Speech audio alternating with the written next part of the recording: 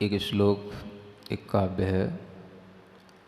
गीतेन संगीतगता गतेन विलासनीनां च विलासनेन न वेद्यते यस्य मनोगभीरं तद्वेद्यते जैन सुभाषितेन। आप लोग अब श्रायस पथ की ओर बढ़ रहे हैं। मन धीरे धीरे अपने अंदर कुछ परिवर्तन महसूस करता है और मन के अंदर धीरे धीरे कुछ ना कुछ ऐसा भी घटित होने लग जाता है जो कुछ पहले अच्छा लगता था वो थोड़ा अब कम अच्छा लगता हो। संसार में जब भी कोई संसारी प्राणी अपना जीवन गुजारता है तो उसे संसार में हमेशा भौतिकता के माध्यम से अपने मन को लगाने के लिए भौतिक साधनों की ही आवश्यकता पड़ती है। और मन भी कभी रंजायमान होता है तो उन भौतिक साधनों में ही होता है। जब भी कभी मन थोड़ा सा समझदार होता है तो वह बाहर की ओर देखता है और देख कर के हमेशा जो अपने इंद्रियों को अच्छा लगे, जिससे हमारा शरीर प्रसन्न हो जाए, हमारे कान प्रसन्न हो जाएं, हमारी आँखें प्रसन्न हो जाएं, ऐसी उन सभी सामग्रियों को ढूंढता है और उसी के माध्यम से अपने मन में थोड़ा संतोष पाता है। यह संसारी प्राणी की स्थिति निरंतर चलती रहती है। गीत संगीत किसके मन को नहीं लुभाते? सबके लिए अच्छे लगते हैं। और जितना आपको नचाया जा सकता है वह आपको केवल गीत संगीत के माध्यम से ही नचाया जा सकता है। आप कितने ही उदास बैठे हों, बस कोई आपके सामने अच्छा सा गीत गाने लग जाए तो आपके कदम अपने आप थिरकने लग जाते हैं। और उस गीत के साथ में संगीत हो तो जितना गहरा, जितना ज़्यादा आपको उत्तेजित करने वाला संगीत होगा उतना ही आपको अच्छा लगने लग जाता है। ये केवल आपकी मानसिकता नहीं है, संसार के हर प्राणी की मानसिकता है। यहाँ तक कि तिर्यंचों में भी गीत और संगीत से आनंद लेने का भाव रहता है। और वह भी कभी कभी सब कुछ सुध भूल करके जब उनके कानों में कोई इस तरह की ध्वनियाँ पड़ती हैं तो अपने आप उनके अंदर उसका आनंद लेने के लिए उनके कदम रुक जाते हैं और वह भी उसी में बहने लग जाते हैं। ऐसी स्थिति हर मनुष्य के साथ होती है। बहुत सारे वाद्य यंत्र होते हैं, हारमोनियम होते हैं, बांसुरी होती है, अनेक तरह के वाद्य ऐसे भी होते हैं जो आपके मन को किसी ना किसी रूप से विचलित कर देते हैं और उसके गीत और संगीत के माध्यम से आपका मन कहीं ना कहीं भिद जाता है। क्या कहा? हाँ, एक शब्द दिया इसमें, मन का भेदन हो जाना। मन भी भिद जाता है। कैसे भिद जाता है? कि जो चीज़ हमारे कानों में पड़ी, जो शब्द हमारे कानों में पड़े, उनसे मन ऐसा भिद गया कि फिर उसको छोड़ करके कहीं और ना सुनना कुछ चाहता है, ना कुछ देखना चाहता है। इसको बोलते हैं मन का भिद जाना। और ये धीरे धीरे आप महसूस करते होंगे कि आपका मन कहीं ना कहीं किसी ना किसी संसार के, किसी ना किसी इंद्री के विषय में भिदता तो होगा। जहाँ पहुँच कर के आपको लगता है कि नहीं, ये सुनते ही रहें, ये देखते ही रहें, ये खाते ही रहें, ये सब जितनी भी मन के अंदर चेष्टाएं होती हैं, सब मन को भेदन करने वाली होती। मन का ये भेदन जब निरंतर चलता रहता है तो कभी कभी उस आत्मा के लिए ये विचार आने लग जाता है कि ये मन जब इसी में भेदन को प्राप्त हो रहा है तो फिर अन्य दूसरी चीज में ये लग कैसे सकता है। आप कहते हो कि हमें कुछ अब मोक्ष का मार्ग अच्छे लगने लगा है, आप कहते हो कि हमें कुछ नज़ारा दूसरा अच्छा लगने लगा है, लेकिन ये सब चीज़ें भी धीरे धीरे अच्छी लगती हैं। और जब धीरे धीरे अच्छी लगती हैं तो पहले मन जहाँ भिदता था वहाँ से थोड़ा थोड़ा सा हटने लग जाता है, एकदम नहीं होता है।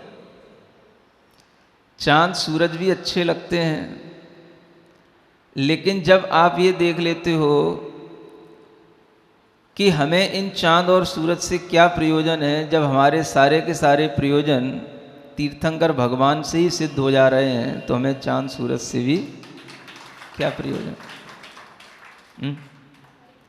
ये भक्तियां तो पहले भी भगवान की आचार्यों ने की हैं। किम शर्वरीषु शशिनान्य विवस्वतावा युष्मन मुखेन्दु दलितेषु तमस्सुनाथ निष्पन्न शाली वनशालिनी जीव लोके कार्यम कियज्जल धरैर्जल भार नम्र। क्या कहा गया? कुछ यही तो भाव है कि हे भगवान, जब आप हमारे सामने हो तो किम शर्वरीषु शशिना, शर्वरी यानी रात्रि में, अब हमें चंद्रमा से क्या, शशि से क्या, अन्नी विवस्वतावा, और दिन में विवस्वान यानी सूर्य से क्या, क्योंकि इनका भी काम क्या है? प्रकाश देना, प्रताप देना। और ये भगवान युष्मन मुखेन्दु दलितेषु तमस्सुनाथ, जब आपका मुख ही सब कुछ अंधकार को दूर कर रहा है, प्रकाश दे रहा है, तो अब हमें सूर्य और चंद्रमा को देखने की क्या जरूरत है? और उपमा भी दी है कि अगर अपने आप ही फसलें आ रही हों, चारों ओर फसल लहरा रही हो, धरती समृद्ध हो, तो अब पानी बरसे तो उससे लेना देना क्या है? पानी की तो चाह तब होती है जब फसल नहीं हो रही हो, धरती पर सूखा पड़ा हो, और जब धरती हरी भरी हो फिर बादल गरजते रहें, बरसते भी रहें, तो उनसे क्या प्रयोजन? ये बाहरी चीज़ों के माध्यम से जब हम भगवान की इस तरह से स्तुति करते हैं तो हमारे अंदर कहीं ना कहीं मन बाहरी चीज़ों से हटकर के कुछ अलग तत्व की ओर जाता है, और वह स्तुति करने के तरीके अलग अलग हो सकते हैं, हो जाते हैं। जब हम संस्कृत के काव्य पढ़ लेते हैं तो आपको हो सकता है इतना आनंद ना आता हो जितना हिंदी की कव्वाली सुनने में आ जाता है। संस्कृत के काव्यों में समझ में नहीं आते और इतना मन भिदता भी नहीं है जितना शायद राग हैं अलग अलग। कव्वाली की भी एक राग होती है, और वो राग चूंकि आपको परिचित रहती है, शब्द बदल जाते हैं तो आपका मन फिर थोड़ा सा डाइवर्ट होता है, कुछ भिदने लग जाता है और कुछ अलग भाव में आ जाता है। वही यहाँ पे कहा जा रहा है कि देखो ये हमेशा से होता आया है। गीतेन संगीत गतागतेन, गतागत मतलब कभी संगीत उठता हुआ होता है, कभी कम होता हुआ होता है। ये लहरें संगीत की आरोहण अवरोहण, ये स्वरों के जो होते हैं, इनसे ही हमें कुछ ना कुछ आनंद आता है और इनसे ही हमारा मन है ना लग जाता है। लग जाने का मतलब उसी में भिद जाता है। एक कोई गाना आप सुन रहे हो, गीत सुन रहे हो, और वो बीच में एकदम से बंद हो जाए तो क्या होता है? हैं? एकदम से आप वहीं के वहीं खड़े रह जाते हो, क्या हो गया, बंद क्यों हो गया? थोड़ा और चलता, थोड़ा और सुनते। इसका मतलब है कि आपका मन उसमें भिद गया, है ना। इस तरह से मन तो कई बार भिद जाता है, कई बार, और कई जन्मों से भी जो है ये संस्कार पड़े होते हैं, तो मन के लिए अच्छा लगता है। ये कोई नई बातें नहीं है। गीतेन संगीत गतागतेन, संगीत के आरोहण अवरोहण से, गीतों के माध्यम से हर किसी का मन उत्तेजित भी हो जाता है। और मन जो है अगर कहीं थोड़ा सा गिर रहा हो तो वह भी जो है थोड़ा सा डाउन लेवल से थोड़ा सा अपर लेवल पे आ जाता है। कई लोग आजकल इसको एक चिकित्सा की पद्धति के रूप में भी अपनाने लगे हैं।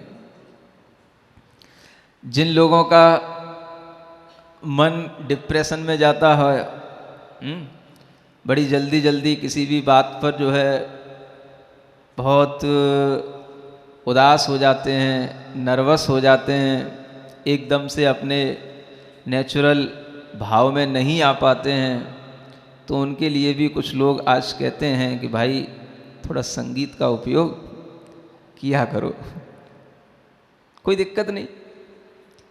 आपके भाव जो है थोड़ा सा उठे रहने चाहिए, भावों में भक्ति का पुट बना रहना चाहिए।